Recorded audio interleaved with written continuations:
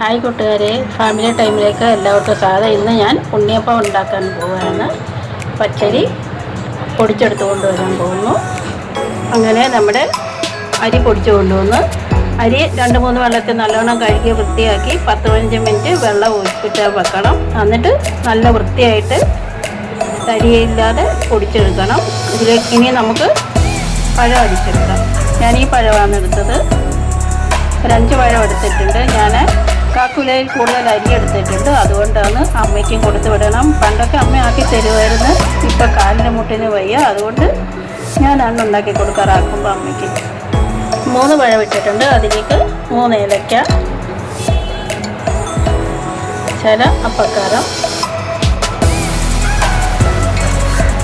ശകലം ശർക്കര ഉരുക്കിയത് കൂടെ ഒഴിച്ച് അടിച്ചെടുക്കാം.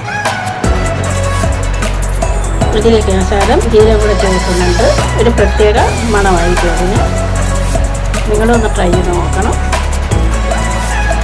ഇതിലേക്ക് ഒരു നുള്ള് ഉപ്പും കൂടെ ചേർക്കുന്നുണ്ട്. നല്ലോണം മിക്സ് ചെയ്യും. അങ്ങനെ നമ്മുടെ മാവ് റെഡിയായി. ഈ ഒരു രീതിയിൽ മാവ് റെഡിയാക്കി എടുക്കണം. ഇതിലേക്ക് നമുക്കിനി എള്ളും നെയ്യിൽ വറുത്ത തേങ്ങയും കൂടെ ചേർക്കാം. എള്ളും തേങ്ങയും കൂടെ ചേർത്ത് ഇനി നല്ലോണം മിക്സ് ചെയ്യാം. അങ്ങനെ നമ്മുടെ ഉണ്ണിയപ്പത്തിൻ്റെ കൂട്ട് ഇവിടെ റെഡിയായി. ഇനി ഇത് കുറഞ്ഞത് ഒരു 4 മണിക്കൂറെങ്കിലും റെസ്റ്റ് ചെയ്യാൻ വെക്കണം. എന്നിട്ട് നമുക്ക് ഉണ്ടാക്കാം. അങ്ങനെ നമ്മുടെ മാവ് ഇവിടെ റെഡിയായി. നമുക്കിനി ചുടാൻ തുടങ്ങാം. കോരി ഒഴിച്ചു ഇനി നമുക്കൊന്ന് മറിച്ചിടാം.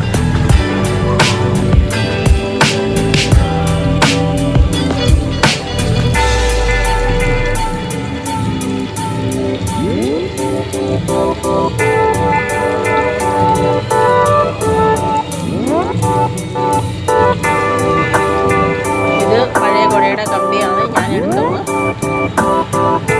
പഴയ കുഴയുടെ കമ്പി എടുത്താൽ പപ്പടമൊക്കെ കുത്തിയെടുക്കാൻ വളരെ നല്ലതാണ്.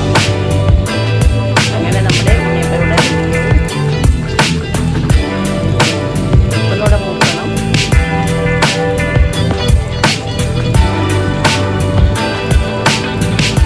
ഉണ്ണിയപ്പച്ചട്ടിയിൽ മാവ് ഒഴിക്കുമ്പോൾ ഈ നടുവിൽ ഏറ്റവും ലാസ്റ്റ് ഒഴിക്കാവും. തീ അധികം കിട്ടുന്ന എവിടെയാണ്. അതുകൊണ്ട് പെട്ടെന്ന് അത് കരിഞ്ഞു പോകും. നടുവിൽ ലാസ്റ്റ് ഒഴിച്ച് കൊടുക്കാവും.